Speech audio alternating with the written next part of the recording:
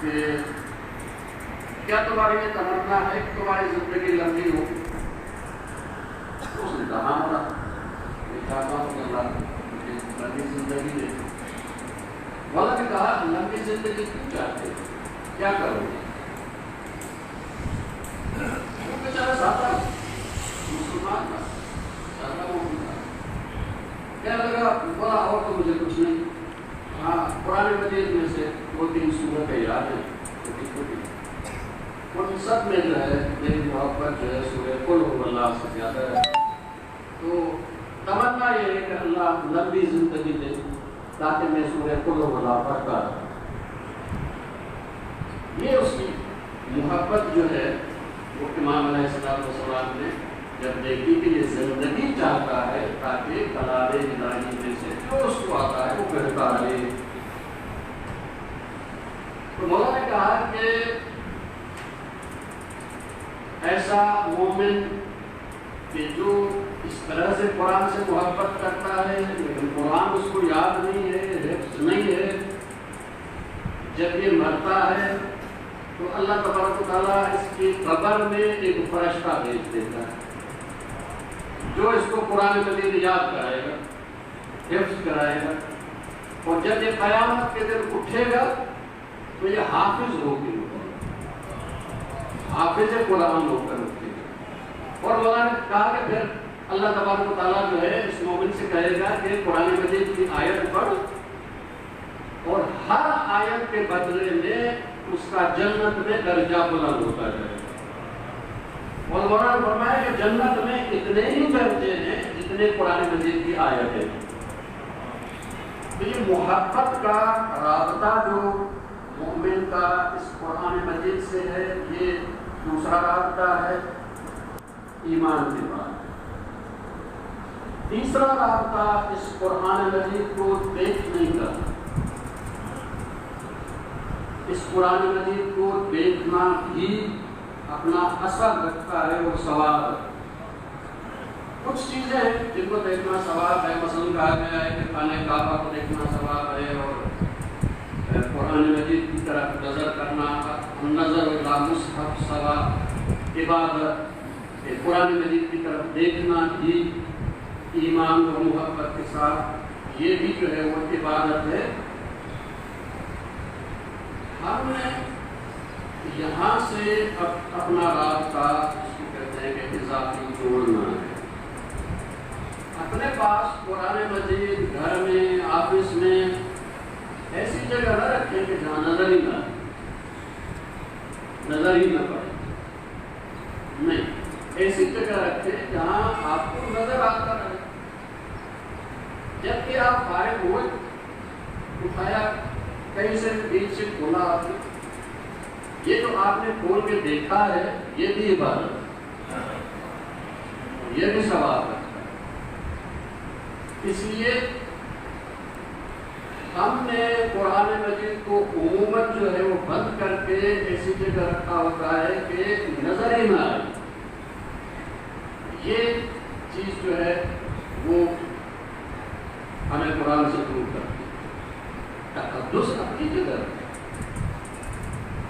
اس کی پاکیزگی، اس کا تقدس اپنی جگہ سے وہ رکھنا ہے، لیکن ایسا نہیں کہ تقدس اتنا ہو جائے کہ قرآن نظروں سے دور ہو جائے، یہ تو تقدس نہیں ہے، پھر یہ بیوقوفی ہے۔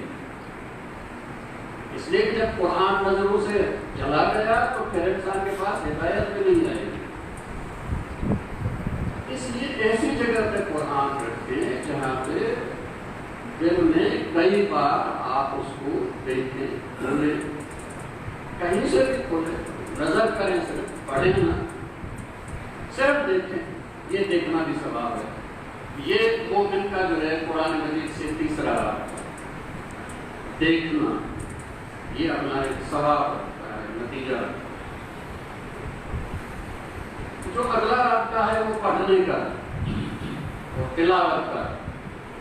یہ جو تلاوت ہے، تلاوت عربی کی، کیونکہ یہ الفاظ خدا کی طرف سے نازل ہوئے ہیں، اس لیے عربی میں پڑھیں گے تو تلاوت ہوگی، ترجمہ پڑھیں گے تو تلاوت نہیں ہوگی، تلاوت نہیں ہوگی۔ تلاوت کب ہے؟ جب اس کی عربی پڑھی جائے. کہتے ہیں کہ سمجھ میں نہیں آتا. ٹھیک ہے سمجھ میں نہیں آتا لیکن بغیر سمجھے قرآن مجید کے الفاظ جو کہ خدائی الفاظ ہیں یہ تلاوت کرنا بھی اثر رکھتا ہے. بغیر سمجھے ہوئے سمجھنے کا علیحدہ فائدہ ہے. نہیں سمجھتا انسان صرف قرآن مجید پڑھتا ہے تلاوت کرتا ہے عربی نہیں آتی اسے ایک جملہ بھی عربی کا نہیں آتا لیکن پھر بھی ثواب ہے اور اس کا انسان کے دل پہ اثر ہے. یہ چوتھا رابطہ ہے جو مومن کا ہونا چاہیے. پانچواں رابطہ جو مومن کا ہونا چاہیے وہ اس کو سمجھنے کا, اس قرآن مجید کو سمجھنا.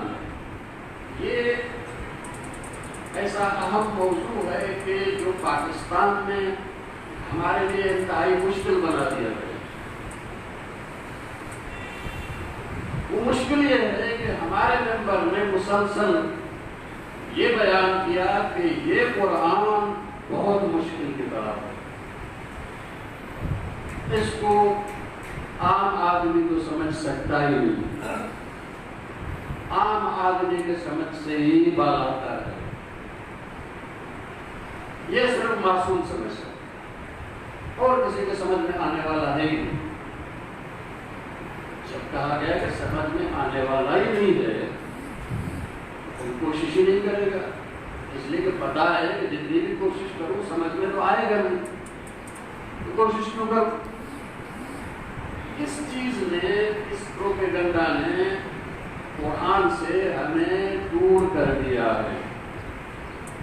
قرآن نہ صرف یہ کہ سمجھ میں آنے والی کتاب ہے بلکہ اس کو تو خدا نے کہا ہے کہ وَلَقَدْ يَسَّرْنَا الْقُرْآنَ, ہم نے قرآن کو آسان کیا ہے. خدا نے کسی کتاب کو آسان کیا ہو اس سے آسان کتاب ہو نہیں سکتی, اور اسی کو ہم نے سب سے مشکل بنا دیا پروپیگنڈا کر کے. یہ بہت مشکل کتاب ہے, بہت مشکل کتاب ہے, بہت مشکل کتاب ہے. قرآن مجید کتاب کس سے کرتا ہے, کس کو مخاطب کرتا ہے؟ یا ایھا النبی, ٹھیک ہے. یا ایھا الرسول, ٹھیک ہے. یا ایھا الذین آمنوا بھی تو کہتا ہے,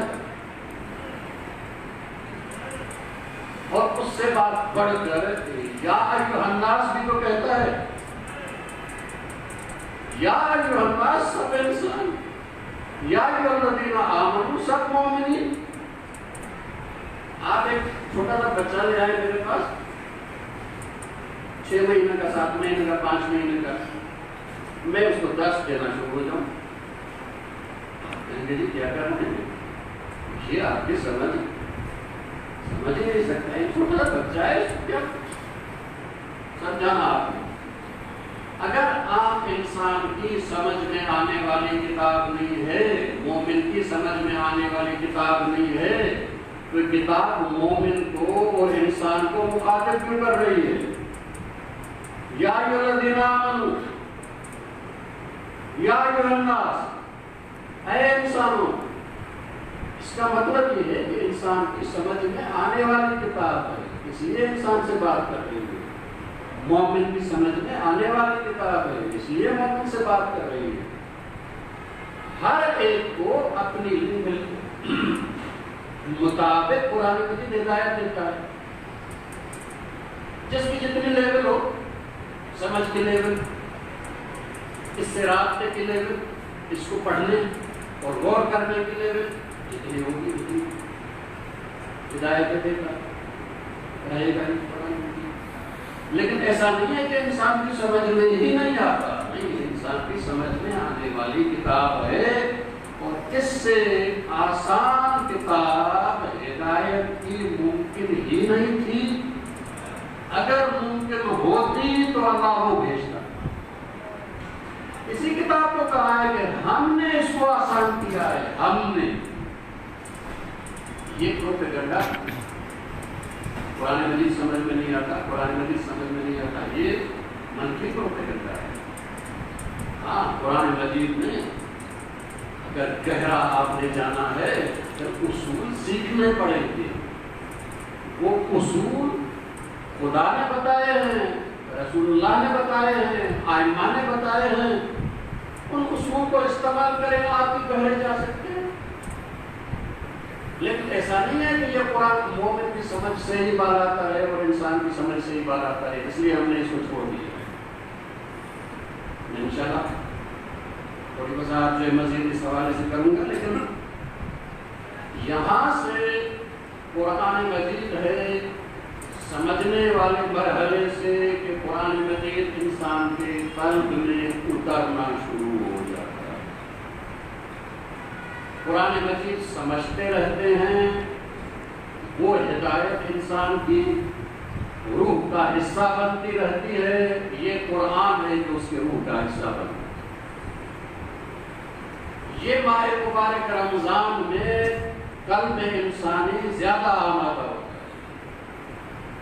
اس لیے تلاوت بھی اپنی جگہ قرآن مجید کی ماہ مبارک رمضان میں، لیکن اس میں فہم قرآن کے لیے بھی پروگرام ہونے چاہیے تاکہ انسان کے قلب جو آمادہ ہیں سمجھنے کے لیے ان کے سامنے قرآن مجید کی وہ غذا پیش کی جائے. صلوات پڑھیں محمد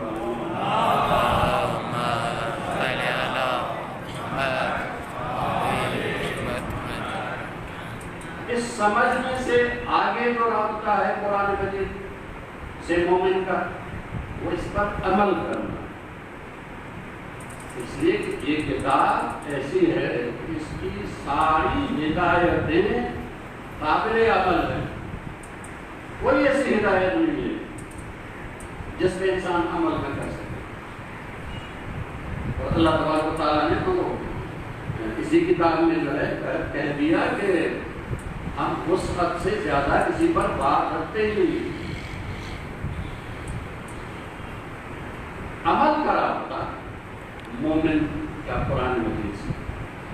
آخری رابطہ جو مومن کا قرآن مجید سے ہے وہ یہ ہے کہ قرآن مجید اب جب کچھ سمجھتا ہے، پڑھتا ہے، تو اس کو اپنے تک محدود نہ رکھے، اب دوسروں کو پڑھائے بھی، دوسروں کو سکھائے. اس لیے حدیث میں ہے کہ خیرکم من تعلم القرآن وعلمہ، تم میں بہترین بندہ وہ ہے جو قرآن سیکھے اور پھر دوسروں کو سکھائے. یہ قرآن مجید سے جو مومن کے رابطے ہیں وہ آپ کی خدمت میں نے عرض کر دی ہیں. حضرت دوبارہ دہراتے ہیں، تھوڑا سا اس کا نتیجہ نکالتے ہیں اور فہم قرآن کی طرف اپنے آپ کو آمادہ کرتے ہیں. دیکھیے، میں نے کہا کہ آپ اس قرآن مجید کو دیکھیں، یہ بھی ثواب ہے. دیکھنے کا کیا ثواب ہے؟ دیکھنے سے انسان کو کیا ملتا ہے؟ جب انسان کو ایمان ہے کہ یہ خدا کی کتاب ہے، تو جب بھی دیکھے گا انسان قرآن مجید کو خدا یاد آئے گا. یہ یاد خدا اہم ترین عبادت ہے، جو کہ قرآن مجید دیکھنے سے انسان کو خدا یاد آتا ہے. تو یہ دیکھنے کا اثر ہے. خدا یاد آنا اور خدا یاد آنا سب سے بڑی عبادت ہے. نماز ہی اس لیے ہے تاکہ خدا یاد رہے. وَأَقِمِ الصَّلَاةَ لِذِكْرِي، نماز قائم کرو تاکہ میں تمہیں یاد رہوں. یہ قرآن کو دیکھنے سے انسان کو خدا یاد آتا ہے. اس لیے ایسا نہیں ہے کہ دیکھنا قرآن مجید کا کوئی اثر نہیں رکھتا، نہیں اثر رکھتا ہے.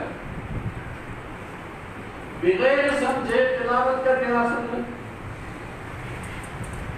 میں تو کچھ نہیں سمجھ رہا کہ کیا کہہ رہا ہے قرآن مجید، فرق مجھے آتی نہیں.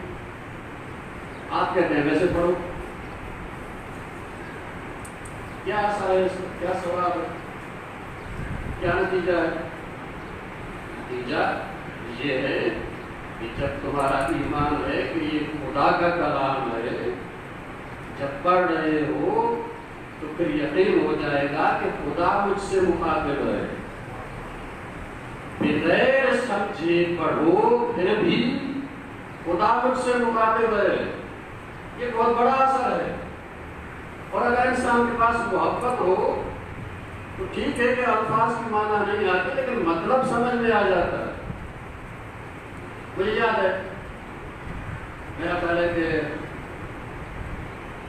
9ویں-10ویں کلاس میں تھا، یہ 77 کا دور تھا اور بھٹو کے خلاف جو ہے تحریک چل رہی تھی اور بھٹو نے جو ہے وہ قومی اسمبلی میں تقریر کی.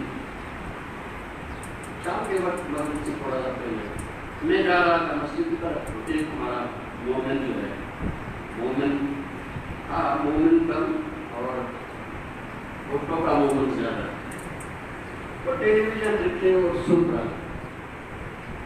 جب تک بھٹو جو ہے وہ انگریزی میں تقریر کر رہا تھا اور اس کو انگریزی کیا یہ 5ویں کلاس میں شروع سے پاس تھا لیکن بڑی غور سے سن رہا تھا. میں گیا نماز پڑھ کے جب واپس آیا تو کہنے لگا کہ جی آج بھٹو نے جو ہے وہ مخالفین کو ایسا لگا ہے اور ایسی تقریر کی ہے. میں نے کہا کیا کہا؟ کہنے کا تو مطلب پتا نہیں ہے، وہ تو انگریزی میں تھا میں نہیں سمجھ رہا لیکن ایسا لگ رہا ہے کہ بس آپ دیکھیں محبت ہو تو الفاظ سمجھ میں نہ آئے کوئی مسئلہ نہیں ہے لیکن مفہوم سمجھ میں آ جاتا ہے. قرآن مجید اگر آپ نہ سمجھیں کہ الفاظ کیا کہہ رہا ہے خدا ان الفاظ کے ذریعے سے، لیکن یہ تو میں یقین ہے کہ یہ خدا مجھ سے مخاطب ہے، یہ بہت بڑا اثر ہے، بہت بڑا ثواب ہے، بہت بڑا نتیجہ ہے کہ جو قرآن کے ذریعے سے انسان کو حاصل ہوتا ہے. اگلا مرحلہ سمجھنے کا ہے. اب قرآن مجید جیسے میں نے کہا کہ اس کے وجود کا حصہ بنتا ہے.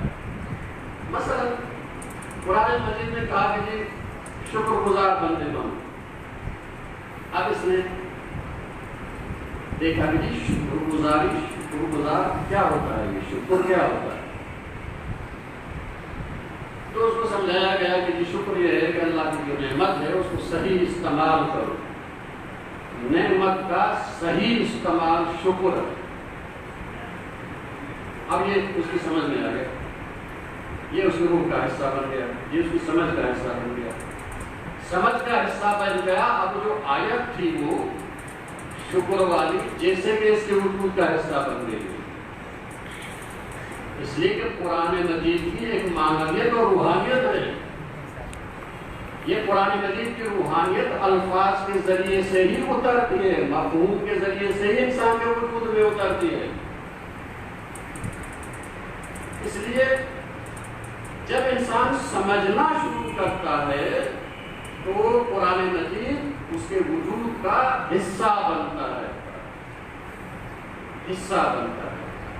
ذرا غور فرمائیے گا کہ یہ قرآن مجید جو انسان کی سمجھ کا حصہ بنتا جا رہا ہے، اس میں جتنا انسان غور کرتا ہے اور زیادہ گہرائی میں جاتا ہے، اور زیادہ گہرائی میں جاتا ہے. ایک دفعہ وہی آیت پڑھی کچھ اور مفہوم ذہن میں آ گیا، دوسری دفعہ وہی آیت پڑھی کچھ اور مفہوم ذہن میں آ گیا. قرآن مجید ہے جس کے طبقے ہیں، جس کے بطون ہیں، باطن ہیں. کہا گیا ہے کہ ان کے 70 باطن ہیں، ہر باطن کا ایک دوسرا باطن ہے، اس کا پھر علیحدہ دوسرا باطن. یہ باطن قرآن وہی حقیقت قرآن ہے جو انسان کے وجود کا حصہ بنتا ہے. اس لیے سمجھنا قرآن مجید کا لازمی ہے، فہم قرآن لازمی ہے. ہر مومن اپنی حیثیت سے قرآن مجید کو سمجھے، اس کی سمجھ حاصل کرے. پروپیگنڈا ہوا کہ جی آپ کو سمجھ میں نہیں آئے گا، میں کیا کروں؟ ہدایت مجھے کہاں سے ملے گی؟ جاؤ معصوم کے پاس. جی اس دنیا میں تو ان سے رابطہ ممکن نہیں ہے، ابھی تو ان کے غیبت کا جو دور ہے. کیا کروں؟ آگے جاؤ حدیث کی کتاب کی طرف. حدیث کی کتاب جب اٹھائی تو اس میں باب ہے کہ ان احادیث کو پیش کرو قرآن پر، اگر اس کے مطابق ہیں تو لے لو، مطابق نہیں ہے تو چھوڑ دو۔ میں نے کہا کہ قرآن تو مجھے سمجھ میں نہیں آ رہا، کہا کہ پھر تمہیں حدیث بھی سمجھ میں نہیں آئے گی، اس لیے کہ حدیث کو پرکھنے کا معیار یہ ہے کہ قرآن کے مطابق دیکھو، قرآن کے مطابق ہے تو لے لو، نہیں ہے تو چھوڑ دو۔ یہ نہیں کہ تم اس کا انکار کر دو، ہو سکتا ہے اس کے معنی تمہیں سمجھ میں نہ آ رہی ہو، لیکن جو قرآن مجید کے مطابق ہے وہ تم لے لو۔ مجھے تو قرآن مجید سمجھ میں آ نہیں رہا، حدیث کی طرف گیا تو وہ پھر قرآن مجید کی طرف رجوع ہو گیا۔ اس کا مطلب یہ ہے کہ شروع میں نے قرآن سے ہی کرنا ہے، ہدایت کی ابتدا قرآن سے ہوگی۔ جب تک قرآن سمجھ میں نہیں آئے گا ہادی بھی سمجھ میں نہیں آئے گا۔ اس لیے کہ تمہیں کس نے کہا کہ یہ جو لکھا ہوا ہے علی ابن ابی طالب نے یوں فرمایا علی کی اطاعت تیرے اوپر فرض ہے، کس نے کہا؟ کیوں اس کا فرمان مان رہا ہے؟ کیوں اس کے قول کی طرف جا رہا ہے؟ یہ جو امام حسن کا قول ہے، یہ جو امام حسین کا قول ہے، یہ جو امام صادق امام باقر علیہ السلام نے کہا ہے، تم اس کو لے لے تو آنکھیں بند کر کے ایمان کی بنیاد پر، یہ ایمان تمہیں کس نے دیا؟ کون کہہ رہا ہے کہ یہ تمہارے امام ہیں؟ کس نے کہا کہ ان کی اطاعت تمہارے اوپر واجب ہے؟ کس نے کہا کہ یہ معصوم ہے کہ جو بھی کچھ کہتے ہیں وہ خدا کی طرف سے کہتے ہیں؟ یہ قرآن مجید کہے گا، قرآن مجید ان کی حیثیت بتائے گا، قرآن مجید ان کی اطاعت فرض کرے گا، قرآن مجید ان کی ولایت فرض کرے گا، قرآن مجید ان کی امامت فرض کرے گا، قرآن مجید ان کی عصمت بتائے گا۔ اس کا مطلب یہ ہے کہ ہدایت کی ابتدا قرآن سے ہوگی۔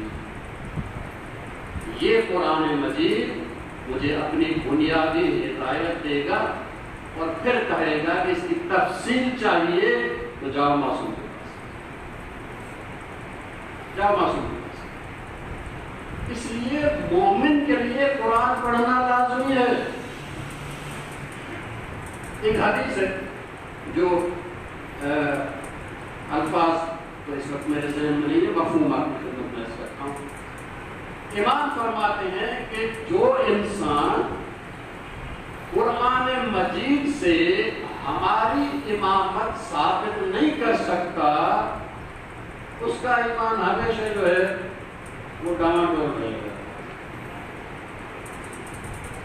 جو ہماری امامت قرآن سے نہیں لیتا، کہ قرآن نے ان کی امامت کا حکم دیا ہے، جو یہاں سے نہیں لیتا وہ کہاں سے لے گا؟ حدیث سے لے گا۔ بھائی حدیث تو تب آئے نا جب ان کی امامت ثابت ہو، امامت تو ثابت ہے نہیں، کہاں سے ہے؟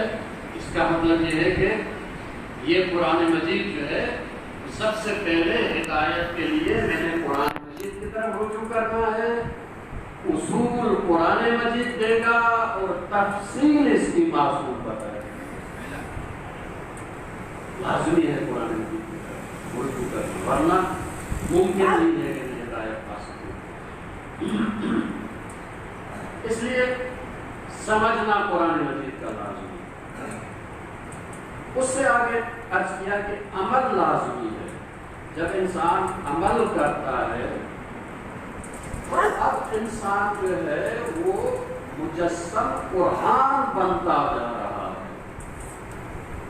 جس کا کل قرآن پر عمل ہے وہ مجسم قرآن ہے، اس کو ہم کہتے ہیں ناطق قرآن۔ اس لیے جب پوچھا گیا کہ رسول اکرم صلی اللہ علیہ وآلہ وسلم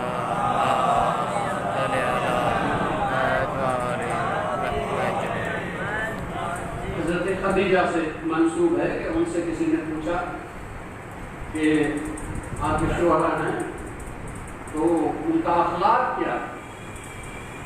رسول اکرم کا اخلاق کیا ہے؟ تو انہوں نے کہا کہ قرآن. رسول اکرم کا اخلاق یہ قرآن ہے. جو قرآن میں وہ در عمل میں، جو در عمل میں وہ قرآن. اس لیے یہ عمل کے ذریعے سے انسان مجسم قرآن بنتا رہتا ہے. یہ جو جن کو ہم کہتے ہیں کہ ناطق قرآن ہیں، مجسم قرآن ہیں، اس کا مطلب کیا ہے؟ مطلب یہ ہے کہ جو کچھ قرآن میں ہے وہ ان کے عمل میں ہے، جو کچھ ان کے عمل میں ہے وہ قرآن میں ہے. اس قرآن کو اگر آپ عمل کی صورت دے دیں تو معصوم بنتا ہے. اس معصوم کو اگر آیات کی شکل دے دیں تو قرآن بنتا ہے. اس لیے انسان جب قرآن مجید پر عمل کرتا ہے تو پھر اس کے وجود کا حصہ بن جاتا ہے. پھر انسان مجسم قرآن بننا شروع ہوتا ہے. یہ ماہ مبارک رمضان اس لیے ہے، اور جیسے میں نے عرض کیا شروع میں کہ ماہ مبارک رمضان کا انسان کے قلب کے ساتھ یہ رابطہ ہے کہ انسان کے دل کو آمادہ کرتا ہے کہ اس میں قرآن اترے. یہ ماہ مبارک رمضان قلب کو آمادہ کرتا ہے. قلب آمادہ ہوتے ہیں ماہ مبارک رمضان میں، سب کے ہوتے ہیں. کوئی قرآن مجید کی طرف رابطہ کرتا ہے، اپنے ملک کے اندر کچھ نہ کچھ قرآن کو اتارتا ہے، کوئی رابطہ نہیں کرتا. یہ جو نہیں کرتا اس کو ماہ مبارک رمضان سے کچھ نہیں ملا. روزہ رکھا ہے، قرآن سے کوئی رابطہ نہیں ہے. رب صائم لیس لہ من الصیام من الجوع والعطش. کہا گیا ہے کہ بہت سے روزے دار ایسے ہیں کہ جن کو روزے سے بھوک اور پیاس کے علاوہ کچھ نہیں ملتا، کچھ بھی نہیں ملتا. اس لیے بھائی ملنا قرآن تھا. روزہ آمادہ کرنا ہے اپنے قلب کو، آمادہ کیا اور جس کے لیے کیا اس کے لیے کچھ کیا نہیں. اس کا مطلب یہ ہے کہ ہمیں سمجھ میں نہیں آیا کہ رمضان کس کا مہینہ ہے. ہم تو بھوک اور پیاس کا مہینہ سمجھ کے بھوکے اور پیاسے رہے، جبکہ اللہ کو نہ ہماری بھوک پسند ہے نہ پیاس پسند ہے. اللہ تبارک و تعالیٰ یہ چاہتا ہے کہ قلب انسان آمادہ ہو جائیں تاکہ اللہ کا کلام اور ہدایت اس میں اترے. صلوات پڑھیں محمد و ہے.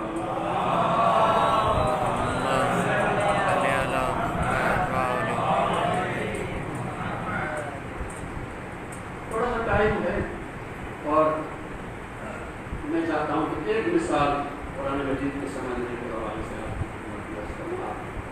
یہ سنتے رہتے ہیں قرآن مجید کے حوالے سے جو آپ کی خدمت میں آیات پڑھوں گا. یہ وہی ہے کہ اللہ تبارک و تعالیٰ نے منصوبہ بنایا کہ زمین پر انسان بھیجنا ہے. اب یہ منصوبہ سب سے پہلے اللہ تبارک و تعالیٰ نے ملائکہ کے سامنے رکھا.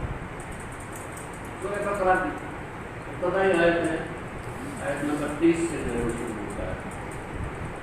بسم اللہ الرحمن الرحیم. وَإِذْ قَالَ رَبُّكَ لِلْمَلَائِكَةِ إِنِّي جَاعِلٌ فِي الْأَرْضِ خَلِيفَةً. ملائکہ کے سامنے خدا نے یہ منصوبہ رکھا کہ میں زمین میں ایسا بڑا جانشین بنانے والا ہوں. ظاہر منصوبہ رکھیں گے، اگلا بھی اپنی رائے دے گا. ملائکہ نے اپنی رائے دی اپنے علم کے مطابق. کیا رائے دی؟ قالوا وَتَجْعَلُ فِيهَا، یا ایسی جگہ بھیج رہا ہے زمین. اس لیے کہ پہلے زمین میں مخلوق تھی، خون خرابہ فساد کیا، اس کو برباد کیا. اللہ تبارک و تعالیٰ ایک عرصے تک ویران ہوئی، پھر اب انسان بھیجا جا رہا ہے. تو ملائکہ نے کہا کہ اسی جگہ بھیجتا ہے جہاں پہ خون خرابہ اور فساد ہوتا ہے. یہ بھی جائے گا، یہ بھی وہی کرے گا. مَن يُفْسِدُ فِيهَا، وہاں پہ جا کے فساد کرے گا. وَيَسْفِكُ الدِّمَاءَ، خون بہائے گا. یہ ملائکہ نے اپنی، اس کو کہتے ہیں آج کی زبان میں ریزرویشن، وہ رکھی اور پھر اپنی طرف سے تجویز بھی رکھی. تجویز کیا رکھی؟ وَنَحْنُ نُسَبِّحُ بِحَمْدِكَ، ہم تیری تسبیح کرتے ہیں، حمد کے ساتھ تقدیس کرتے ہیں. ہم سے غلطی ہوتی نہیں ہے، ہم معصوم ہیں. تو بجائے اس کے کہ اس کو اپنا جانشین بنا رہا ہے، ہمیں اپنا جانشین بنا. وہ ریزرویشن یہ ان کی تجویز. اللہ تبارک و تعالیٰ نے کیا کہا؟ اللہ تبارک و تعالیٰ نے ملائکہ کو یہ نہیں کہا کہ یہ جو انسان زمین پہ بھیج رہا ہوں یہ فساد نہیں کرے گا، حکم نہیں بڑھائے گا.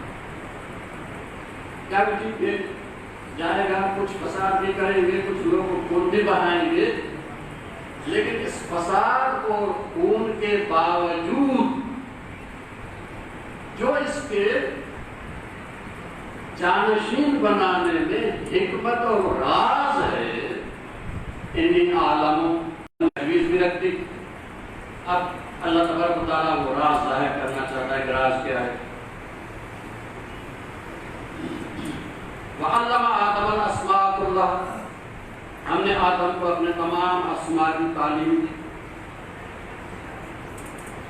سیکھ گیا حضرت آدم، پہلے معلوم نہیں تھا، پہلے ان چیزوں سے ظاہر تھا، نہیں جانتا تھا، سکھایا، سیکھ گیا. اس کا مطلب ہے کہ خدا کا شاگرد بنا، اللہ کا شاگرد بنا، اور تمام اسماء الہی جو ہے وہ تعلیم ہوئے اور یہ سیکھ گیا. ثم عرضهم علی الملائکۃ، پھر جب کہ وہ اسماء تھے ملائکہ کے سامنے ہم لائے اور کہا کہ انبئونی باسماء ہؤلاء، دیکھو ان کے اسماء بتاؤ،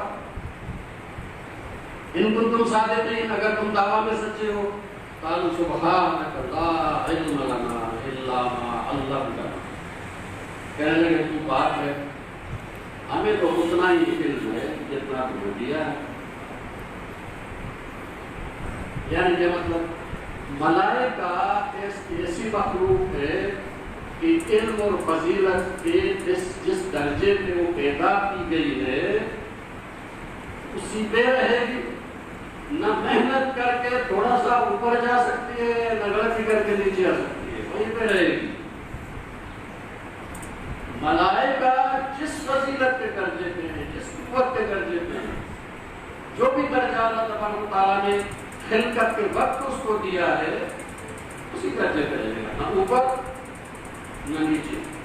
لیکن یہ جو مخلوق پیدا ہو رہی ہے یہ پہلے علم نہیں تھا اس کے پاس، اس نے سیکھا. یہ ایک خصوصیت ہے جو ملائکہ کے پاس نہیں ہے. ملائکہ کے پاس یہ نہیں ہے کہ علم سیکھ سکے اور اپنی جہالت کو دور کر سکے.